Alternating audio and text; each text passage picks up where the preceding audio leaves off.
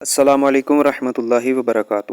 زید نے اپنے دوست بکر سے کہا، یہ چیز تمہیں نہیں مل سکتی۔ بکر نے جواب دیا، اللہ چاہے گا تو مل جائے گی۔ اس کا جواب دیتے ہوئے زید نے کہا، ہر کام اللہ کی مرضی سے نہیں ہوتا، کچھ کاموں میں بندوں کا بھی اختیار ہوتا ہے۔ یاد رکھیں کہ اس صورت میں زید پر حکم کفر بالکل واضح ہے اور اس پر فرض ہے کہ وہ توبہ و تجدید ایمان کرے، اور اگر شادی شدہ ہے تو تجدید نکاح کرے، کیونکہ بکر کے قول یعنی اللہ چاہے گا تو مل جائے گی، اس کے جواب میں زید نے جملہ بولا کہ ہر کام اللہ کی مرضی سے نہیں ہوتا۔ اس کا واضح طور پر صاف مطلب یہی بنتا ہے کہ کچھ کام اللہ تعالیٰ کے چاہنے کے بغیر بھی ہو جاتے ہیں۔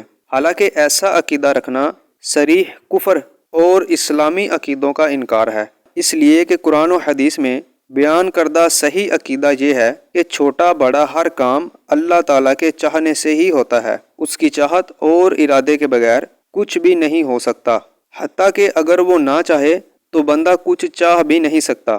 چنانچہ اللہ تعالیٰ ارشاد فرماتا ہے، وَمَا تَشَاءُونَ إِلَّا أَن يَشَاءَ اللَّهُ رَبُّ الْعَالَمِينَ، اور تم کچھ چاہ نہیں سکتے مگر یہ کہ اللہ چاہے، یعنی تم اللہ تعالیٰ کے چاہے بغیر کچھ چاہ بھی نہیں سکتے، تمہارا ارادہ اور چاہنا اللہ تعالیٰ کے ارادے کے تابع ہے۔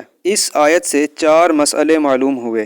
پہلا مسئلہ یہ معلوم ہوا کہ انسان اپنے اختیاری کام میں مختار ہے۔ دوسرا مسئلہ یہ معلوم ہوا انسان کا اختیار مستقل نہیں بلکہ اللہ تعالیٰ کی مشیت کے تابع ہے۔ تیسرا مسئلہ یہ معلوم ہوا دنیا کا ہر کام اللہ تعالیٰ کی مشیت اور ارادے سے ہے مگر اس کی پسندیدگی سے نہیں۔